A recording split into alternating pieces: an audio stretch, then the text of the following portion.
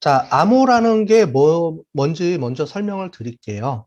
암호화한다라고 하는데, 암호화를 한다는 건 뭐냐면은, 어떠한 문서를 다른 사람이 읽을 수 없도록 암호문으로 바꾸는 과정을 암호화라고 합니다. 암호문으로 바꾸는 과정. 그래서 이렇게 나와 있어요. 평문이라고 우리가 보통 얘기하는 거는 암호화되지 않은 일반 문서들, 우리 원래 문서들이죠. 그리고 여기 보시면 암호문이라고 있어요. 결국은 우리가 암호화된 문서를 만들어서 전송을 해줘야 되겠죠? 그죠? 그러면 우리가 가지고 있는 일반 문서를 뭔가를 처리를 해서 남들이 봐도 모를 수 있도록 변환을 시킨 다음에 문서를 보내줘야 되겠죠? 그래서 그거를 우리 암호화 한다고 합니다. 어떤 문서를 암호문으로 바꾸는 과정을 암호화라고 하고요. 이런 암호화를 하는 방법 중에 어떻게 이제 암호화를 시키는 건지에 대해서 우리가 알고리즘이라는 게 있어요. 그래서 어떤 규칙이 있습니다. 규칙. 그래서 그 규칙을 알고리즘이라고 하는데 아까 전에 뭐 소수 계산하고 뭐 여러 가지 뭐 이런 알고리즘들이 있었죠. 이제 이런 것들이 다양한 알고리즘들이 많다는 거예요. 뭐 RSA라든가 뭐 아까 전에 뭐 여러 가지 대칭키 방법, 비대칭키 방법, 그다음에 시저 암호 여러 가지 이런 암호화 알고리즘들이 있다는 거죠. 그래서 어떤 문서가 있으면 내가 뭘 선택하든지 간에 어떤 암호화를 하는 규칙을 정해서 이 암호문을 집어넣으면 그러니까 평문을 집어넣으면 암호문이 만들어지는 겁니다. 그거를 암호화 과정이라고 하고요. 그거를 다시 거꾸로 하는 거를 복호화라고 합니다. 우리나라 말로는 암호화했다, 복호화했다. 그러니까 다시 거꾸로 복원했다. 그래서 복호화라고 합니다. 당연히 복호화 알고리즘도 있겠죠. 그죠? 같은 거를 쓰겠죠. 암호화 알고리즘이랑 복호화 알고리즘은 같은 걸 써서 서로 암호화한 거를 다시 평문으로 만들어줘야 되죠. 기본적으로 고전적으로는 이 방법을 썼습니다. 암호 알고리즘을 이용해서 암호문을 바꿔서 보내주고 이렇게 방법을 썼는데 이제 이게 이제 우리 인터넷 시대에서는 데이터를 서로 주고받는데 그렇게 암호화 알고리즘을 만 이용을 해서 하기는 어렵죠. 좀 더 많은 사람들한테 우리가 데이터를 서로 주고받아야 되잖아요. 여러분들 뭐 카톡이라든가 여러 가지 이제 하는 것들도 다 암호문 이제 인터넷으로 보낼 때는 암호화돼서 이제 보내지게 되는 거예요.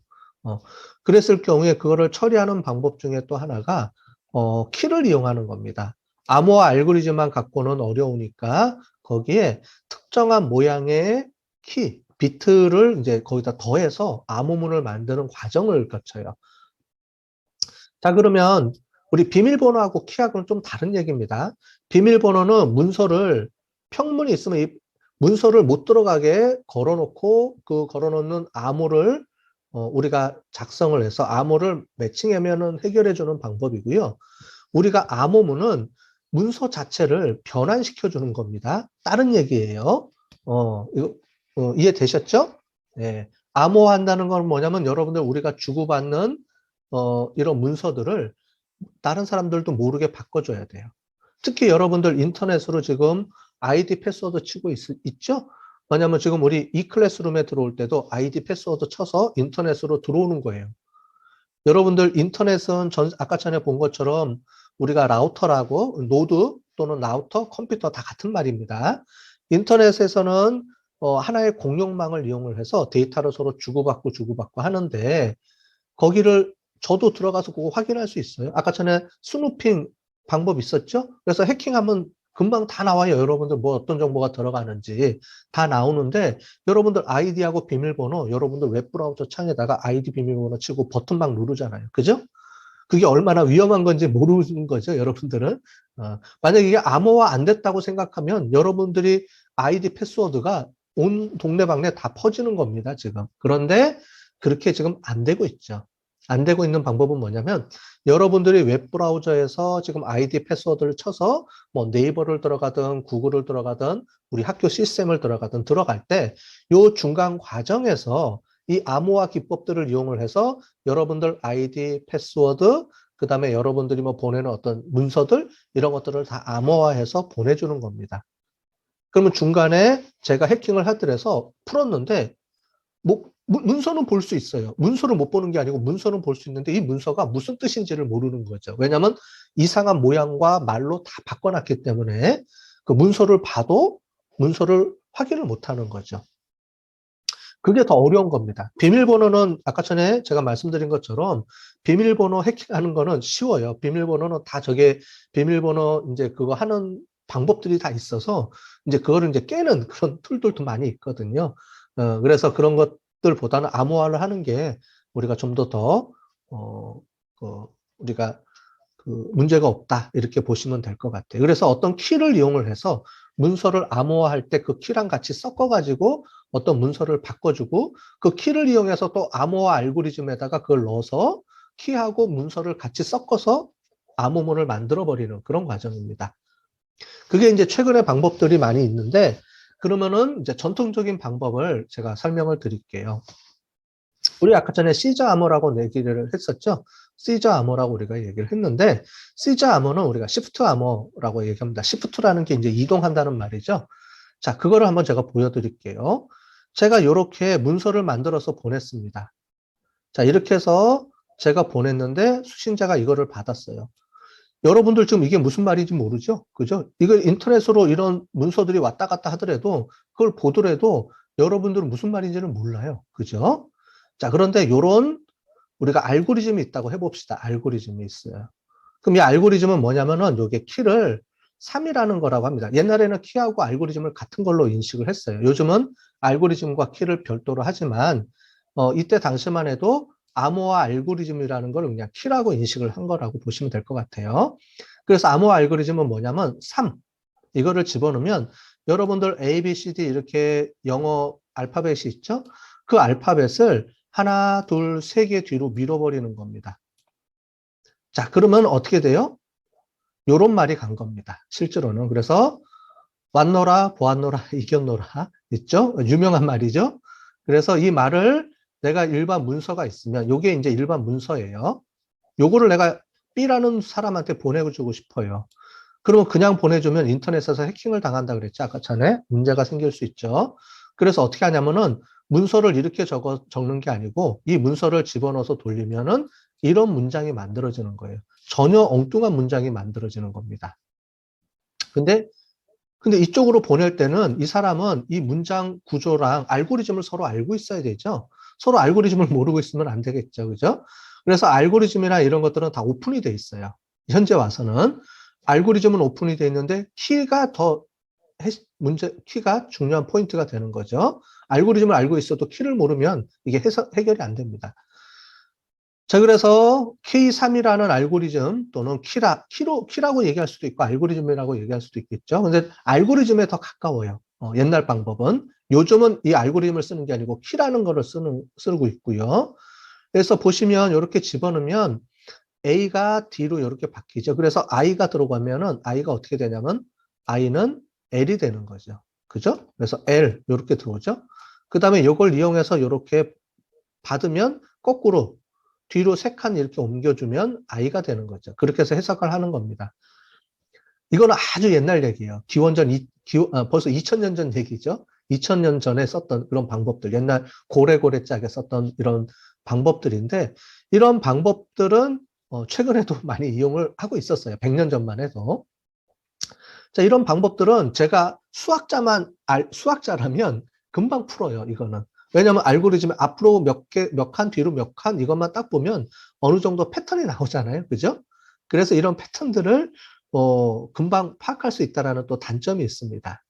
그래서 옛날에는 이제 썼는데 요즘 들어와서는 이렇게 잘 안 쓰겠죠. 그죠? 뭐 금방 해석할 수 있으니까. 암호 해독자들은 이것만 딱 보면 이제 금방 해석이 되니까. 그래서 옛날 수학자들이 이런 암호 해독문을 많이 썼어요. 그죠?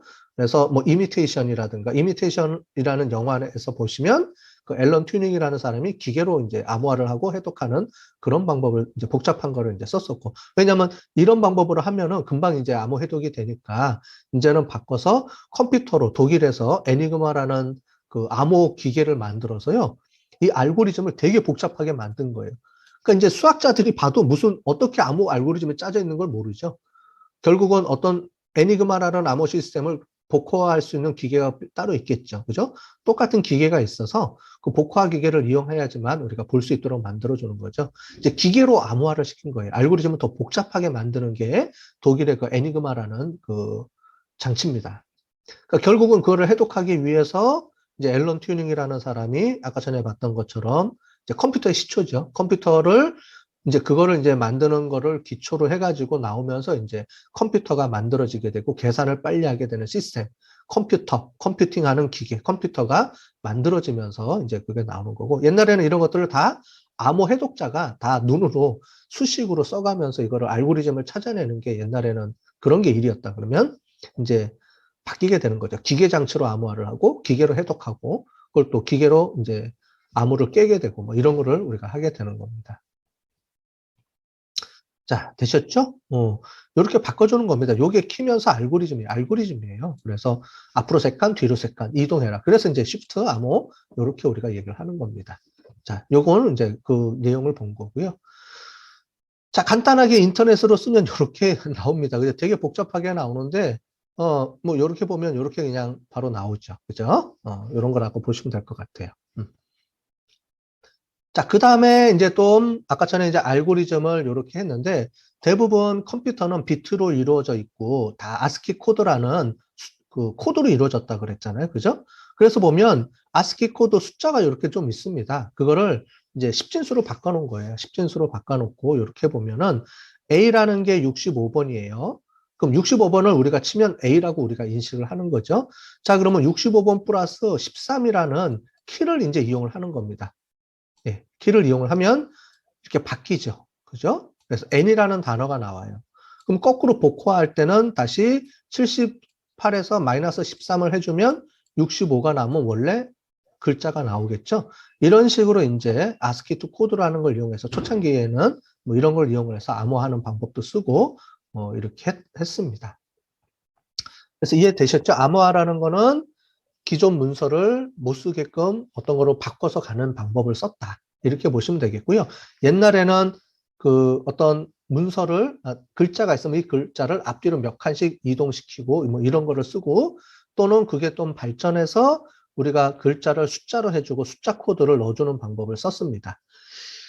자, 이런 방법을 썼던 게 우리나라에도 있어요. 여러분들 독립군이 문서를 보낼 때 암호화해서 보냈습니다. 한글을. 그런 기록도 있습니다. 자, 이거예요. 뭐냐면 기역, 니은, 디귿, 리을 해서 우리나라, 가나다 이제 순서가 있죠. 그래서 자음, 모음, 받침이 있는데 이 자음, 모음, 받침을 숫자로 다 변화를 해준 겁니다. 예를 들자면 기역은 1, 1부터 해서 한 칸씩 그렇게 해서 히읗까지 가고 쌍기역 이런 것들을 이용을 해서 이렇게 번호를 붙입니다.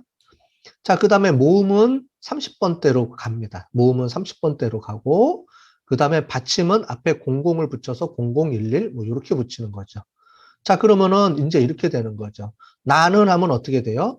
나, 10이죠? 그러면 12. 그 다음에 아니까 30. 이렇게 들어가는 겁니다. 1, 2, 30, 뭐 해서 숫자가 쭉 들어가죠. 그죠? 그 다음에 이 숫자를 1, 2, 3, 4들 또 컴퓨터 비트로 바꿔주면 0101로 또 바꿔지게 되는 거죠. 그죠? 더 한 칸 더 나가면. 근데 뭐 요런 것들을 이제 문서에다 써서 보내는 거죠. 옛날에는 컴퓨터가 나오기 이전이니까. 그죠? 이거는 이제 독일군, 그러니까 우리 독립군 얘기는 그렇게 해서 이렇게 숫자로도 우리가 바꿔서 문서를 주고받았다라는 기록이 있습니다. 우리나라 말도 한글도 이렇게 해서 암호화해서 서로 이제 일본군이 이제 받으면 모르게끔 암호화해서 보낸 기록이 남아 있어요. 자, 그럼 옛날부터 계속 암호문을 우리가 썼다는 거죠. 근데 옛날에는 좀 더 간단한 방법. 그래서 글자 코드를 땡기거나 미는 방법도 있었고, 아니면은 글자나 이런 것들을 우리가 글자 문서를, 캐릭터를 우리가 숫자로 바꿔서 그거를 숫자로 주고받고 하는 경우도 있었고, 그 다음에 또 어떤 방법은 가로, 세로, 몇 자, 이렇게 되는 것도 있습니다. 암호책이라 그랬죠. 암호책. 암호책이 있는데, 그 암호책을 하는데 일반 이제 책을 줍니다. 그 책에 몇 페이지에 가로, 세로 해서 이렇게 갑니다. 네, 무슨 말인지 이해가 되죠? 그래서 이렇게 숫자를 보내주는 방법도 있었고 또 어떤 경우는 암호책을 이용을 해서 일반 책을 이용을 해서 그 뭐 30페이지에 30페이지에 3행의 5번째 글자. 그럼 거기에 뭐, 나, 이렇게 써 있어요. 이런 걸 찾아가지고 요 번호를 붙여주는 게 또 있었습니다. 이렇게 암호 코드를 하는 방법도 있고. 어쨌든 다양한 규칙을 이용해서 그거를 문서를 사람들이 못 알아보게끔. 이제 사람들이 받아봐도, 누구나 다 받아봐도 볼 수는 있지만 그 문서의 의미가 뭔지를 모르게끔 바꿔주는 거를 암호화한다라고 하는 겁니다. 자, 이게 옛날 방법을 썼던 거고요. 예. 근데 그런 방법들을 이용을 하다가 이제 지금 보면 이제 키라는 걸 이용을 해서 그런 알고리즘 플러스 좀 더 복잡하게 만들기 위해서 알고리즘은 이제 보면은 계산할 수 있으면 아무 해독자들이 볼 수 있으니까 거기에 플러스 키를 더 이용을 해가지고 더 복잡하게 만드는 과정을 이제 중간에 들어오게 되는 거죠. 컴퓨터도 마찬가지고 그렇게 됐다라고 보시면 되겠습니다. 자, 요런 거예요. 요렇게 보시면 여기다가 B에다가 D를 겹쳐서 이렇게 만드는 거죠. 그죠?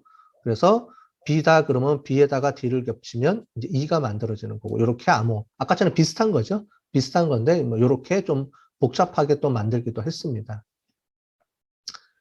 자, 그런데 고전은 암호화 알고리즘이 거의 키라고 같이 보시면 돼요. 키라는 개념이 없었고, 암호화 알고리즘의 개념이 있었는데, 지금은 이제, 컴퓨터가 발전을 하면서 우리는 이제 키라는 개념을 이용을 해서 어떤 문서를 암호화할 때 암호화 알고리즘으로 암호화를 할 때 특정한 키 번호를 집어넣습니다.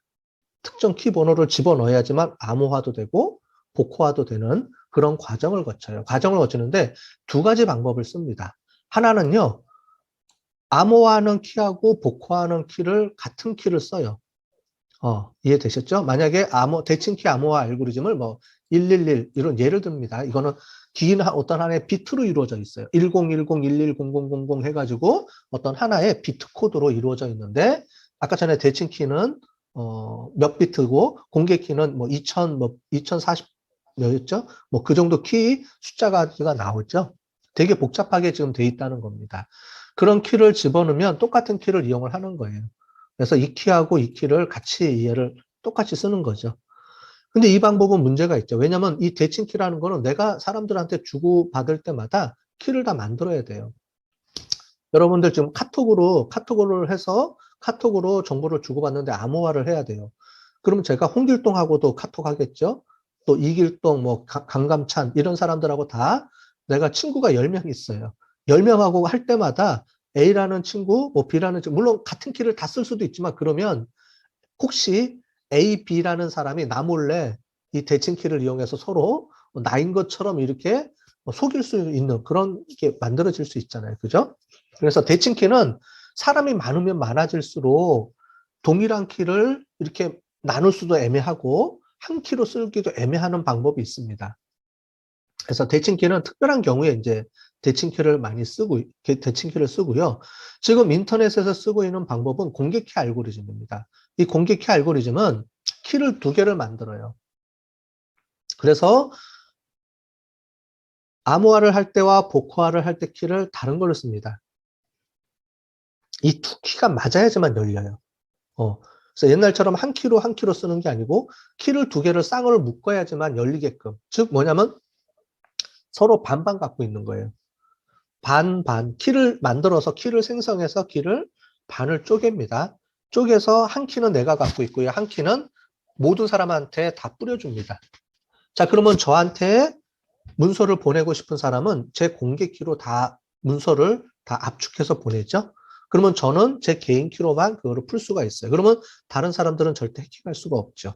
나만 열 수 있으니까. 다른 사람은 절대 못 엽니다. 공개 키를 갖고 있어도 내 비밀 키로만 열 수가 있죠. 그래서 문서가 올 때 다른 사람들을 안심하고 보내는 거죠. 이 공개 키를 보내면 A라는 사람한테, 이상철이라는 사람한테만 문서가 전달되게끔 돼 있어요. 중간에 해킹을 해도 다 문서를 못 알아봅니다. 그러면 보내는 사람은 공개 키로, 내 공개 키로 해서 보내면 A라는 사람이 무조건 열 수밖에 없죠. 그렇게 해서 문서 보안이 이루어지는 개념을 씁니다.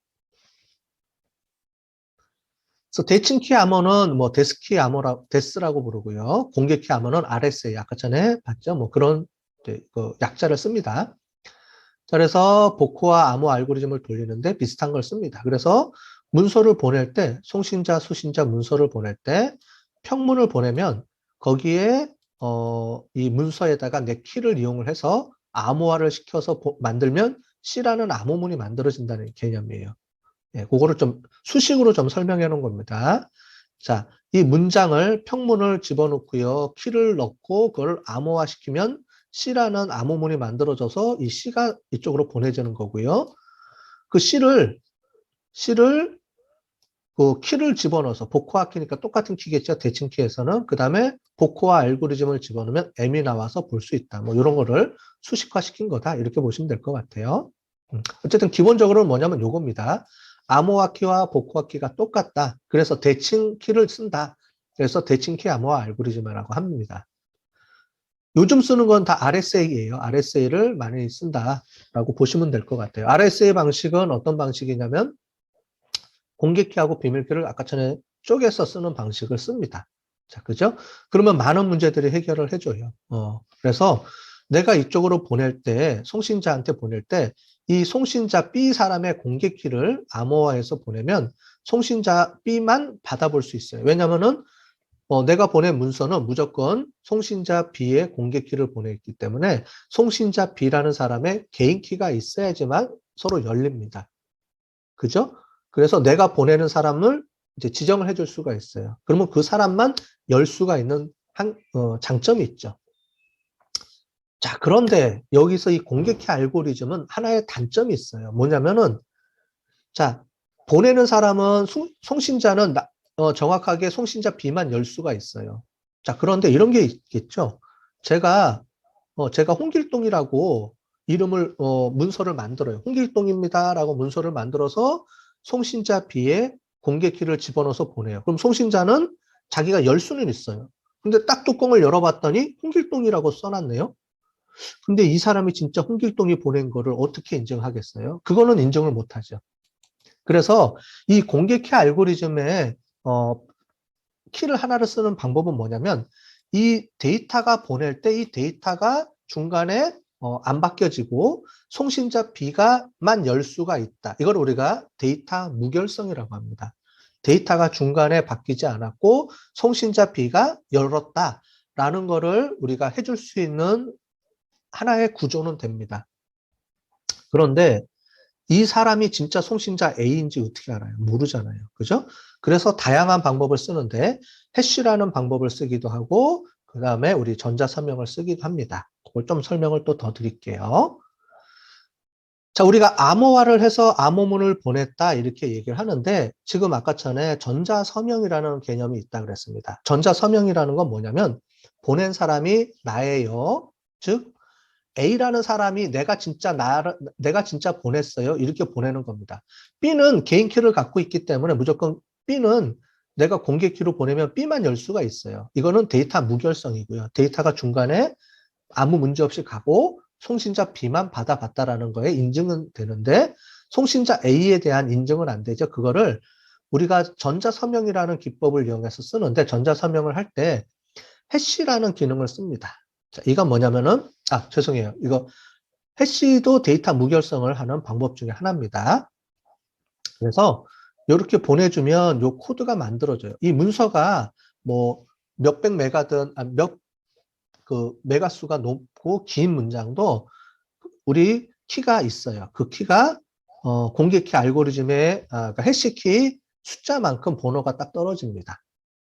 자, 그러면은 일정한 번호가 딱 나와요. 그러면 그거를 가지고 제 비밀키로 암호화를 해줍니다. 여기가 뭐가 되냐면 인증이 되는 거예요. 내 키로. 자, 그죠? 그리고 어태치해서 이렇게 사인을 해서 보냅니다. 이 여기에 보낼 때 공개키로 B라는 사람의 공개키로 넣어서 암호화를 해서 보내주는 거예요. 자, 그러면은 보내주는 사람은 이 데이터를 암호화해서 보내주는 걸 받았죠? 받았으면 이걸 이제 풀어야 되죠. 풀면은 뭐가 나오냐면은 이 문서하고 해시 번호가 하나 나옵니다. 자, 그러면 이 해시 번호를 이 사람의 퍼블릭 키로 집어넣어서 해시 번호를 하나를 끄집어내요. 그리고 이 문서를 집어넣어서 나오면은 일정한 코드가 하나 만들어집니다. 이 코드가 일치가 되면 데이터가 문제가 없었구나. 그 다음에 이 사람이 진짜 보낸 게 맞구나라는 것을 동시에 확인할 수가 있죠. 자, 이해되셨습니까? 좀 어려워요. 복잡하죠? 그래서 여기 앞에 보시면 이렇게 키를 두 번 암호화를 합니다. 하나는 나의 개인 키로 암호화를 하고요. 보낼 때 퍼블릭 키를 암호화를 해요. 자, 다시 아까 전에 해시 문서도 문서를 보낼 때 내 개인 키로 해줍니다. 그럼 이 개인 키는 누구냐면 나만 갖고 있죠. 그래서 송신자 A에 대한 인증을 해주는 게 이 개인 키입니다. 이 개인 키로 인증을 해서 넣어서 보내줍니다. 자, 그러면 송신자 B는 이 사람의 비밀 키를 공개 키를 알고 있기 때문에 이 공개 키를 집어넣으면 이 사람이 A라는 사람이 보냈구나라는 것을 알 수가 있게 되는 거죠. 그래서 송신자 A는 어떻게 하냐면 이렇게 하는 겁니다. 문서가 있으면 이 문서를 내 개인 키를 가지고 먼저 암호화를 합니다. 나에 대한 인증을 해주는 거예요. 그 다음에 내가 보내는 사람의 공개 키를 한 번 더 인증을 해줍니다. 암호화를 해줍니다. 그리고 보내요. 그러면 중간에 암호문을 우리가 해독을 못하겠죠? 누구든지 암호문을 해킹을 해도 암호문을 못합니다. 그럼 송신자 B가 받아요. 받으면 제일 먼저 자기의 비밀키로 열립니다. 그러면 나는 어떻게 되냐면 이 사람이 진짜 B라는 사람이 열었구나 라는 거를 하죠. 보낼 때 그 사람의 송신자만 열 수가 있으니까 문서를. 그렇게 딱 문서를 열면 암호화된 게 하나 더 나옵니다. 그죠? 그러면 그거를 내가 보낸 거를 확인하기 위해서는 송신자 B 입장에서는 A라는 사람이 보냈다는 걸 확인을 해야 되죠. 그래서 A라는 사람의 공개키로 딱 열었을 때 열리면 이 사람은 송신자 A가 비밀키로 암호화돼서 보낸 게 맞구나. 그러면 송신자 A가 진짜 보낸 거네. 이렇게 확인이 되는 겁니다. 자, 그래서 이렇게 이중 암호화를 해줘요. 하나는 데이터를 주고받을 때의 무결성, 그 다음에 또 한 가지는 A가 A고 B가 B인지를 서로 인증을 해주는 거예요. 그래서 공개키하고 비밀키를 이쪽에서 두 번 해주고 저쪽에서도 두 번 해주고, 하나는 나의 비밀키, 상대방의 공개키, 상대방도 상대방의 비밀키, 또 나에 대한 공개키, 이렇게 해서 서로 양쪽에서 보완을 해주는 겁니다. 그러면 서로 A가 A고 B가 B다라는 걸 서로 인정을 해주는 거고요. 거기다가 또 중간에 암호문이 그러니까 어떤 해킹을 이루어져더라도 암호문이 더 우리가 해킹을 못하게끔 더 보안이 철저하게 되는 거죠. 거기에 또 한 가지 해시라는 기능을 이용을 해서 해시 코드를 넣어서 이 데이터가 더 안전하게 보내줬다라는 것을 인정을 한번 더 해줍니다. 아까 전에는 A하고 B하고에 대한 서로 인증이고요. 그렇게 해서 데이터를 보내주는 것까지 우리가 해결을 했다 그러면, 자, 이런 게 있겠죠. 서로 데이터를 주고받았는데 이 데이터를 내가 받았어요. 그러면서 내가 데이터를 고쳐요. 무슨 말인지 아시겠죠? 데이터를 고쳐요. 만약에 계약서를 보냈는데 내가 계약서를 100원이라고 보냈어요. 근데 가서 1000원이라고 고쳐요. 그러고 나서 1000원이라고 서로 주고받고 그 문제가 생기겠죠. 그런 것들을 어떻게 해결해 주냐면 해시 펑션이라는 걸 이용을 해서 서로 계약서를 보낼 때 그 계약서를 집어넣으면 어떤 하나의 지문처럼 뭐가 코드가 하나 만들어져요. 그럼 그 코드를 갖고 있다가 서로 문제가 생겼을 때 이 문서를 집어넣어 봐요. 그러면 해시 코드가 만들어지는 걸 서로 비교해 줍니다. 비교해 주면 서로 코드가 맞으면 원문이고요. 코드가 안 맞으면 중간에 이 데이터를 누군가가 A든 B든 누가 변경한 게 되는 겁니다. 그렇게 해서 만들어주는 코드도 여기에 있습니다. 자, 그래서 좀 더 명확하게 해볼게요. 그래서 해시 함수라는 건 뭐냐면 어떤 문서를 어떻게 집어넣으면 128비트의 코드가 다 만들어져요. 어떤 문서가 뭐 A든 B든 뭐 이게 10메가짜리든 5메가짜리든 집어넣어주면 무조건 막 변환해서 128비트짜리 번호 하나를 만들어줍니다. 비트를. 이제 그걸 가지고 서로 비교해 주는 거예요. 그걸 가지고 하는 거고, 공개키 알고리즘은 공개키 비밀키를 이렇게 넣는다. 이렇게 돼 있는 거죠.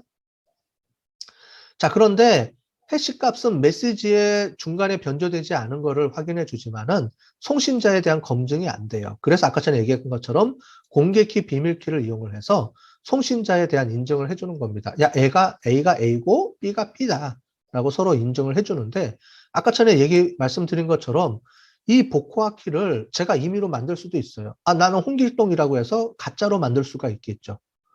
그죠? 그렇게 해서 정보를 중간에 이상한 사람이 이제 받아서 메시지를 해킹하는 게 아니고요. 송신자에 대해서 나를 내가 가짜로 만들어서 대체를 해주는 겁니다.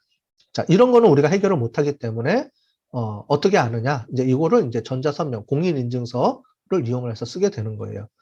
자, 그래서 홍길동이라고 하는데 진짜 홍길동인지 어떻게 알아요? 그럼 누가 보증해주면 더 좋겠죠. 그래서 공인인증서라는 걸 이용을 해서 공인인증서를 가지고 우리가 이거를 인증을 해줍니다. 자, 그래서 공인인증서에는 공개키, 비밀키 문제를 이용을 해서 이거를 만들 때 보통 은행이 만들어주죠. 여러분들 은행에서 우리은행, 국민은행 만들면은 공인인증서를 은행에서 자동으로 무료로 만들어줍니다. 물론 그거 이외에도 인증기관이 몇 군데가 있어요. 거기서도 만들어주지만은. 그래서 문서를 만들어주면 발급자가 은행이 보증을 해줍니다. 은행에는 내 정보들이 다 들어가 있잖아요. 그죠? 내 계좌번호도 다 있고. 그래서 처음에 내 계좌를 틀 때는 요즘은 자기 본인 인증을 해서 직접 가서 내 얼굴도 확인하고 신분증 확인해서 은행에서 제 정보를 확인을 해줍니다. 처음 만들 때. 그리고 나서 이제 인증서를 만들 때는 은행이 나라는 거를 확인해서 만들어줍니다. 그러면 나라는 거를 우리은행이 내가 보증을 해주는 거예요. 그리고 B라는 사람은 우리은행이 보증을 해주고, 그래서 서로 간에 이제 보증이 되는 거죠. 그러면서 공공기관이 보증을 해주는 이 인증기관을 키를 이용을 해서 우리가 쓰게 돼요. 그래서 보면 인증서라고 있습니다. 공인인증서라고 들어가 보면 이제 제 거를 이렇게 클릭해 보면 이렇게 공인인증서가 있고 거기 누가 우리은행이 이제 하번 또는 뭐 은행에서 발급해주고 이 안에 들어가면 이렇게 해서 다 이제 이런 게 있습니다. 보통 1년에 한 번씩 갱신해 주죠. 그렇게 해서 갱신해 주는 거를 가지고 내가 쓰게 되는 거고요. 그렇게 해서 실질적으로는 이렇게 이용을 해서 만들어 줍니다. 그래서 해시 지문 코드에서 넣어주면 요거를 이렇게 공인키로 공인 인증서에 있는 그 키로 누군가 인정한 키로 이제 들어가게 된다. 이렇게 설명해 주면 되겠어요. 복잡해졌죠? 그죠? 개인키 만들고 비밀키 만들고 그 비밀 공개키를 또 인증기관에 보내서 인증기관에서 그걸 할 수 있도록 또 만들어 주고요. 네. 그렇게 이제 하다 보니까 되게 복잡한 게 이제 우리가 만들어질 수 있게끔 보안이 이루어져 있다. 이렇게 보시면 될 것 같아요. 자, 사용자하고 관리자들이 이제 해야 될 것들이 있어요. 여러분들은 뭘 해야 되냐면은 암호화를 해야 되죠. 암호화 또는 비밀번호 잘 관리해야 되고, 그래서 비밀번호 보면 요즘 영문, 그 다음에 특수기호 집어넣어서 만들고 10자 이상 만들라고 다 돼 있죠. 그렇게 해서 꼭 비밀번호 관리를 잘 해주고, 그 다음에 이렇게 잘 처리해주면 되는 거고요. 그 중간에 가서 기업에서는 어떻게 해주냐면은 기업들은 여러분들의 아이디하고 암호가 다 기업에 어딘가에 저장이 돼 있어요. 여러분들 다, 우리 보통 그 회원 가입할 때 다 들어가 있죠? 그럼 여러분들 그 사이트에 암호하고 비밀번호가 다 저장이 돼 있는데 요즘은 그게 다 암호화로 다 처리가 돼 있습니다. 그래서 딱 들어가면은 암호화된 코드, 해시 코드나 이런 걸 만들어가지고 아까 전에 본 것처럼 그 비밀번호를 체킹해 주는 게 아니고 비밀번호 해시 코드나 이런 걸 가지고 체킹해서 이제 넘어가게끔 해줘요. 그래서 네이버나 이런 데서도 내 암호 비밀번호 몰라요. 아이디는 뭐 알 수 있겠지만 내 비밀번호는 다 암호화 처리가 돼 있습니다. 요즘은. 그래서 데이터베이스에 다 암호화 처리가 돼 있기 때문에 문제가 없고요. 그래서 이렇게 하는 경우가 있어요.